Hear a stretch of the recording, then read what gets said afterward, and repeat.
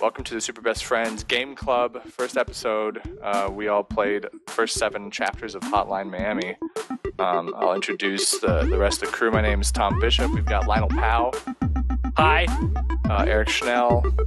Hello. And Micah Kesselman. Hi, friends.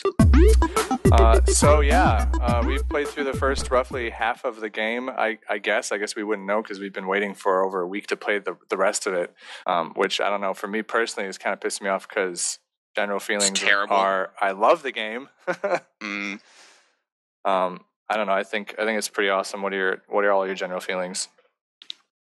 I had a similar experience. I feel like it leaves you asking a lot of questions, and so you want to get through to sort of figure out more about what's going on. It's very cryptic at the beginning, which I like. I felt like I got punched in the brain, but that's cool. It was fun.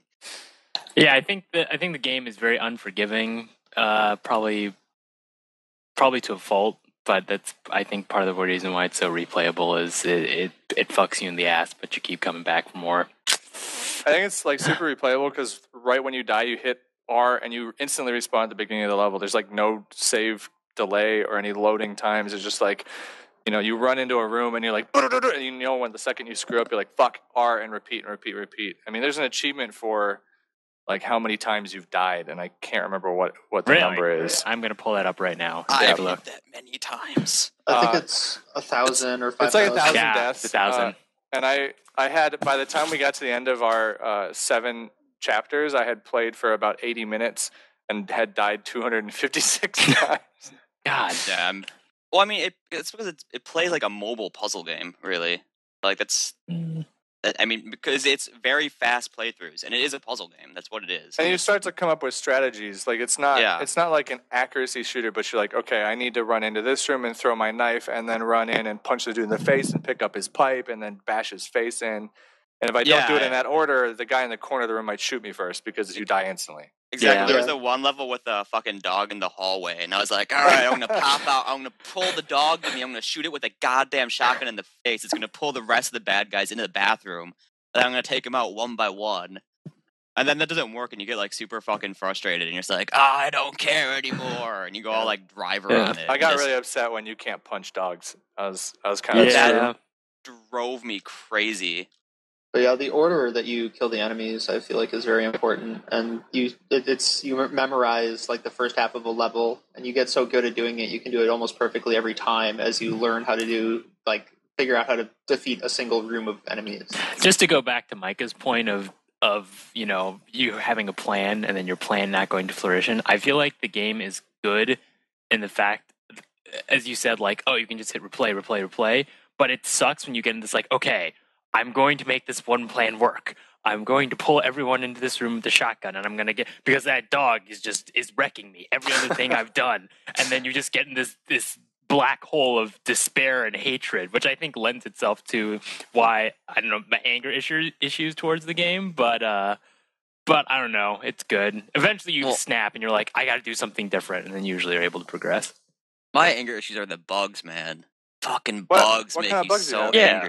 Just like where I would shoot stuff and it wouldn't die, like it wouldn't get hit.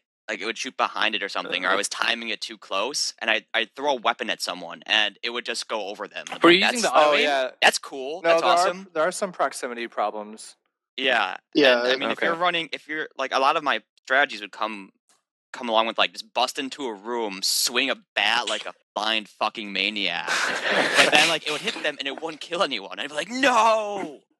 Yeah. And then I'd have to restart again, and I just get super frustrated. But do you have those moments where, like, one of my favorite feelings of the game is when a plan doesn't work, but then you just go rage mode on the second run through, and you're like, and just bust into each room and shoot people in the face like a fucking killing robot. Yeah, and you're just perfectly. Like, oh shit, which I think is actually plays into the entire point of the game. Like, this is one of those games where I think they did a really good job pairing the storyline and the general themes that the game brings up really well with the gameplay, because that mood that you just talked about is essentially the entire storyline, like that so far, at least from what we've seen.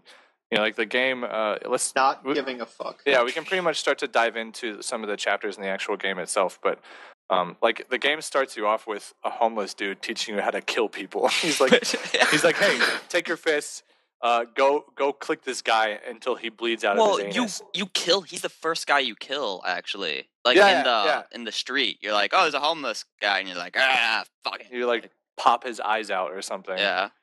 But it's kind of ridiculous that the game starts with you with a homeless guy teaching you how to kill people. And you're like, what? You don't even know why. It's just like, yep, this is what you do.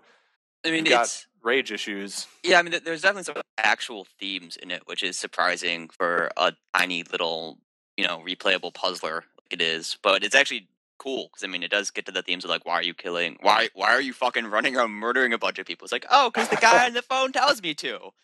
It's like you don't even get loot from it or something. You get like a mask, I guess, but dude, I'm sure it's a metaphor for some crazy shit. It's a mask for your soul. No, dude, you got the chick. You totally got the chick. That's there. That's weird. She's like, just kill me, alright, man? You're like, alright, I'm just gonna put you in my car, and then you're gonna hang out in the bathroom for like 2 missions, and then you're gonna hang out in my bedroom for 2 missions. That's cool, whatever, yeah. Yeah, whatever. Well, she hangs out in your bedroom. She's still in there at the end of chapter 7. I know. But she's like all clean and in your bed. I know, yeah. Because apparently she's suffering from severe Stockholm syndrome because you're just fucking running around. You must smell and be bloody as shit when you get done with these things. Like, each mission, you have to be covered in gore. Because you did save her from the apparently, like, bondage dungeon that she was locked in. Yeah. The big-ass black dude who takes 4 shots. Yeah. Well, he took more from me, I feel like. He was a douche. Do you guys end up using guns more or, like, melee weapons more? I tend to stick with the melee weapons. It's more controlled. Like it's sort of it goes along better with the repeatable strategy because it doesn't alert huge amounts of people. You're not dealing with waves of 7 or 8 guys at a time. You can clear each room by itself. Unless someone gets a shot off, but usually you're dead at that point anyway. Yeah. So there's like the rare times in a map where there's a perfect choke when you're alerting a full room actually does good because then it's like 2 shotgun blasts take out the entire wave. I used to do that. I did that a lot, actually, where I would actually just alert an entire, like, half the map and just have them train in, and, a shotgun blast kills 5 of them. It just sucks when you run out of ammo, and there's no sound for when you run out of ammo. Yeah. You're just out, and you're like, shit, throw it. Yeah, but oh my God, exactly. But it feels amazing, because, like, you run out of ammo, so you just chuck the gun at their face, and you run up and just, like, punch them in the head until they die. And you're like, oh my God. Or on the inverse of that, there are multiple enemies, and you throw one, and you're punching another dude, and the other dude you knocked out with the gun stands up and picks up his other weapon and then kills you. Like, fuck! Yeah, that happened to me a lot. I have that sometimes when I have the assault rifle. I go through like 8 guys coming through a door. The one guy who didn't die from the bullet stands up and shoots you with a shotgun. Every time. I still don't understand what triggers taking a guy hostage versus just like killing them. Well, you can take a guy hostage? That's what screwed me over so many times on the second map because I had one strategy that works. I don't know. It's just the spacebar command, but it doesn't always take. Oh, when they're alive. Yeah. Sometimes it'll stomp them, but I don't know what the trigger is. It has to be a melee weapon. Or you have to it has to be a range weapon. Yeah, but it's a range weapon that can be used with one hand, like pistols or the maybe that's Uzis. The sawed-off Wait, so they have to be standing and like not know you're there yet or something? No, it's your stomp. They're on the ground. It's the stomp command. It's the ground finisher. Every time I've done a ground finisher, I always thought that they threw the gun down and then that's what I would like normally. But like for one of them, part of my strategy was stomping people in a room, and I would end up taking a guy hostage and not notice it, and I'd be like, what? Why can't I pick up weapons? Because when you run out of ammo in that mode, you're fucked. If you didn't kill everyone. So if you hit space again, it just breaks their neck, and then you're back to normal. Yeah. Oh, does it? Maybe there might be like a delay because I spam spacebar on it, and then I pick them up and I notice that I have them as hostage, and I'm like, oh, this is done. So I just need to spam spacebar more, I guess. Yeah, that's the secret to winning. I actually found a bug with that. I defeated the last guy in a mission while having someone hostage, and it tried to trigger the next event in the story where you pick up the phone while I still had a guy alive, and so. After I killed him, there was no quest indicator. I had to restart the level. Oh, that sucks. Them bugs.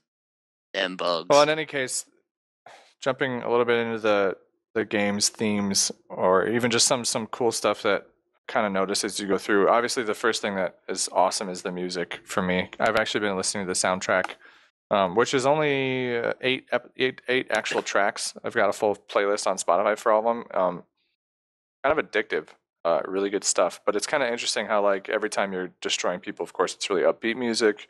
And then right after you finish the mission, it goes in that fucking weird like trippy noise, more noise-based music with no beat to kind of just like it's kind of like the aftermath of what the guy's going through. Just walks out. I love how you have to walk out of your building every time. It's not just like mission complete, yay. You have to like walk back through all of the carnage you just created and be like, oh wow, thanks, and get into your sweet DeLorean. Yeah, I agree with that. DeLorean. It definitely creates a good flow for the game because I feel like the game is so it's so hyper, like you're like in hyper speed until it's over, and then at the end you're like, holy shit. Especially with the camera rotating, like the camera always rotates, and then at the end it kind of just slows down. Everything stops blinking like crazy, and you get to like actually cool off as you're walking out. Even though the cooling off is like kind of a shock, you're still like, "Whoa, God!" I mean, yeah, you almost need it though, because I definitely have finished a couple missions with like still having adrenaline shakes from just fucking powering through them and being so fucking excited that I finally beat it after dying, 20 million times. Yeah, so I don't actually understand, and I hope maybe the game won't ever explain it, but it's just kind of an interesting way. Is like, okay, so every time you get a new mission, it's from the most outlandish innuendo ever from your answering machine. It's always like, you have a date, which is the one where you have to go rescue a girl who's being raped by gang members. It's like, that's fun. That's an interesting innuendo. And then every time you start a new mission, you go to some random consumable type establishment, like a VHS or video store, a bar, pizza place. There's a gas station, a pizza place, a supermarket, and every time you go there, you don't say a word, and you talk to the same guy. It's the same guy. No, it's not the same guy. He's like, oh, yeah, it's the same artwork. It is. Yeah, I think it's the same artwork. He's not the actual same guy, but it's the same artwork. So the game's trying to get at something. It's weird. Well, it's first like, I was wondering if that was like how you get paid. Because it seemed to me that that was my impression the pizza too. is on the house. I was like, okay, Maybe? then it's full of Right, money. yeah. That's Oh my god, you must be really fucked And up. he's like, here, let me mix Except it. there's that one where yeah, he gives let you me a mix drink. a drink for you on the house. Like, oh, cool. Is he just gonna stuff dollar bills into the glass? Because that'd be great. That'd be cool. It has a very high value platinum coin in the drink. But it's just bizarre because every time he does it too, he's like really compassionate, and he's like, man, did you hear about all that crazy shit? Like, some people just murdered a whole bunch of Russians. I have no idea why they did that. That's crazy. Man, this world's changing. And then, like, fewer and fewer people show up to the establishments every time, and he's saying, man, the business is getting terrible. That's because... But I love you, brother. I love you. Here's all your character's stuff. having a And you're like, psychotic all right. break, actually. There's no gangs. None of this is real. You're just fucking running around to, like, Russian nightclubs and shooting them up. That's the true Yeah, which is kind of twist. talks to... M. Night. Oh, I hope so. I hope... it kind of talks to like that. The obvious part that I think is definitely the most surreal is when you're talking to the three dudes in chairs who all have masks, like the horse mask, the owl mask, and the chicken middle one, The chicken mask. And they obviously all have very different personalities. There's like the angry owl, the like super happy complacent horse, and then like the chicken guy's kind of just normal. Those masks are terrible, so I don't care what they say. The chicken guy asks a lot the of horse mask is questions. good. It's strange. It's weird though. Like I don't know. Is that when I was looking at that part, is that in your mind? Is that something that's going on? Because I mean, those are the masks that you can put on during your rampages. Do they only happen after you drink? After you go to the bar? Because they only happen every 3 missions or something. And I know they happen. Yeah. So the missions are split into parts, and we've only played the first 3. We've played like 7 chapters, and we've gotten through 3 of those things. So the first, well, actually, I don't remember what happens exactly in the first one because I didn't write down what they said. But I did write down because the middle rooster guy gives you the most information when you're talking, whereas the other 2 guys are kind of just gibberish. So at the beginning of part 2, he actually says he asks you 4 questions. He's like, "Here are these questions. Yep. Maybe they'll change your life. I don't give a shit. You have to figure it out." And the questions were: do you like hurting people? Who is leaving messages on your answer machine? Where are you right now? Why are we having this conversation? So it's obviously like really trying to make the gamer question what's going on. Yeah, I'm just trying to get into the theme of like why are you as a player, as a character, why are you doing the actions that you're doing in the game? Because can get to the whole arbitrary nature of just setting a goal of here, kill target A, and you'll get a reward. Except even in this game, you don't even get a reward for it aside from just completing the level. Like there's no. That's what you get the mask. You unlock a new mask every time. You unlock masks and you unlock new guns for the like total points you get. Because when I was going back to replay a lot of the missions, I unlocked like 8 more guns because every points you have a general points total that adds to your gun unlocking. Oh, that's true. You unlock a gun. So I mean, I suppose if you wanted to explore like the fucking themes and metaphors of it or something, the fact that the rewards are a new weapon, like a new tool and a new way to cover your character's identity is an interesting little thing. But I mean, I don't think that there's too much there other than it just fits. It just fits within everything. And then the questions at the beginning of part 3, when you walk into the same room, they have predictions instead of questions. And I'll read the 3 off. The first one is someone you know is not who you think he is. I was that one could I think be applied to a couple things yourself or and it specifically said he, so I didn't think it was the girl because I didn't think that applied. So I kind of thought it was the clerk. The store clerk was the only one that really fit into that one. Janitor. For me. That makes sense. Or the janitor. The janitor who showed up once, and you're like, what? I think it's the janitor. I really do. Well, he showed up in your building, and then he showed up in the tower that you were rampaging. To be fair, he's a really good janitor. The second prediction, he stays cool, that dude. I don't know how he does it. Keeps his cool. Just fucking cleaning. The second prediction was something will be taken from you. I assumed that was the girl. There's really nothing else you have to lose. Your tiger mask. And then the third is that the knife mask? No, that's the Fist of Fury. It's the one that it's Fist of Fury. Punches. I love that mask so much. Yeah, I like that one. I like that one and the knife mask and the bunny mask. I haven't used the bunny mask. I used the horse one though for the doors, which was really fun because when people are like standing around, you can glitch it and just run in and out of a door and just it slaps them to death. It's pretty awesome. That is funny. What's the third one? Anyone? I'm just gonna read off the third prediction before we jump off. The third prediction was just the weirdest. On July 21st, you will wake up in a bigger house.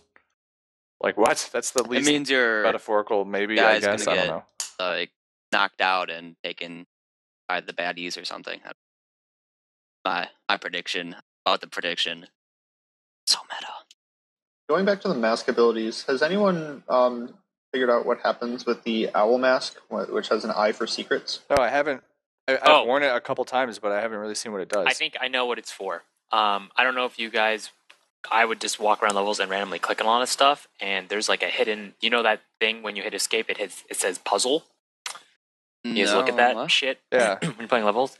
Yeah, so when you're playing the level, if you hit escape, there's a thing that says puzzle. On some levels, there are certain sprites you can interact with. Well, there was a computer in one level, and I was like randomly clicking around stuff, and I clicked it, and then it gave me the letter N. So then it opened up the puzzle menu, and then I have N, but then the rest are blank, and it's like a whole. It's a whole word. Cool. Oh, great. So I assume the owl mask is you need to wear it, so when you go through levels, it'll identify secrets that you can use towards the puzzle. Wait, you were wearing the owl mask? I wasn't. I was not wearing the owl mask. I was wearing some other mask, but I was just clicking around randomly and found it. But I assume if you wear the owl mask, it'll make I'll make them flash or something like that. That's cool. I have to try that out. So, that's what I wanted to tell you guys. I was like, because I found it, I'm like, holy shit, this puzzle thing. Because it drove me crazy. Because I'm like, why can't I select this puzzle shit? Is there like going to be a different game mode? Like, what is this? What is this? And then I assume I'm sure after you found that too, you were like, I am the master of this game. I have beat the game. I am the ruler of all puzzle games. No, I just want to know if you guys found it, because I assume. Well, I didn't know. I was hoping one of you did. I was just dicking around, like, because I killed everyone. I'm like, oh, this is like cool looking sprites and shit. So when I used the owl mask, I realized that you could use like pots of water to kill people. And I thought maybe like you use random items in different ways, but no, pots of water you can only. I realized at a few levels. Nice. It highlights environmentals too and stuff, like things you normally wouldn't think of. I think it highlights and helps you with that stuff. So we are just about coming up on the 20-minute mark. So unless anyone has some last-minute things to say, I think I'll just say what how far we're going to play through. Okay. So according to the Wikia entry, there are up to 15 chapters plus a bonus chapter, and then after that there are bikers chapters. So I'm not going to get into those. I honestly think we should just play through the rest of the game. Yeah. That's Okay. legit. And then we can meet up for a second. So we'll have anybody who's listening with us, if there is anybody out there, can play through the rest of the game as well. And then we'll meet up for our final. Quick final though, talk. let's go over what scores we got on the levels, or if you noted that down. Well, I went back through and got A's to A, or A minus is at least A minus on all the levels. your high GPA and Because well, and fucking murdering no, I was motherfuckers bored. in the 80s. We couldn't play through chapter 7, and I was like, oh, I need to play more. I need to kill more people. Yeah, I still haven't quite figured out what all the bonuses are. Like, you get a Like list. It's like flexibility 2x and exposure, extreme exposure, weapon variety, I flexibility. believe, Flexibility is Yeah. weapon variety. Boldness is probably just busting indoors rather than like Stealth. training people to use stuff like that. But yeah, I don't quite fully understand the scoring system. I mean, I tend to do better when I just run through and kill everyone really fast. You know, not having to wait for pathing and things like that if you keep just charging Yeah, I thought through. that and- too, but I got some Yeah, that is higher scores with just pretty high I combos. got a few like a B, I think, actually just waiting for people to path. So Yeah, that is one complaint I did have. Was the scoring was a little ambiguous. At the end, it's kind of just like this clusterfuck of information. Well, of even, like, yeah, they just show you random numbers. They even, like, there are 2 score screens, and at the end of the first one, they total up a bunch of things, and there's a big-ass number / a Yeah. big-ass number, and I had no idea what the fuck that was talking about. yeah, yeah, pretty much. So I guess that's my one gripe with the game so far is like I would like to know how to score A pluses, but okay. But it also adds to the whole confusion Yeah, true. aspect of the Okay. game. Like the title screen being It's in in another Russian. language is like the first obvious sign you get. actually, I that didn't it's note like, of that. Yeah, what? the title What screen's am I in Russian. playing? I didn't actually Yeah. look at what it said though. I should have read it. The very first time the title screen comes up, I'm like, oh, this game is gonna give me weird I dreams. thought that With I thought that just meant that bizarre Tom had music. picked out some random fucking indie developed game from some other goddamn country that was made, in someone's basement. It was like, hey guys, this is gonna be really great. It's an art piece. It's an art house game. It's an There's art some- piece. It's so artful. There are Here, some let very me put good on my games made in turtleneck and then we'll basements. have a video cast of this. It'll be really great, guys. So we're gonna play till the end of the game. It's gameplay. Yeah, let's do it. So that's the Yeah, end of sounds good. the first episode of Super Best Friends Game Club. I hope you guys, anyone who's listening, joins in for the second. And put a vote in if you think that the club should be named Bag of Dicks Gamecast. Just saying. Or foreplay. Bag of Dicks Gamecast. I don't care. Because it's On that, we're out. Wait, We're you're out. not gonna tell me Yeah, to like, man. subscribe? It's on Like our up Twitter. here, subscribe God, down it's the there. shittiest cast ever if you don't spam that shit at the end. Like up here, favorite me on Facebook. All right, we're out.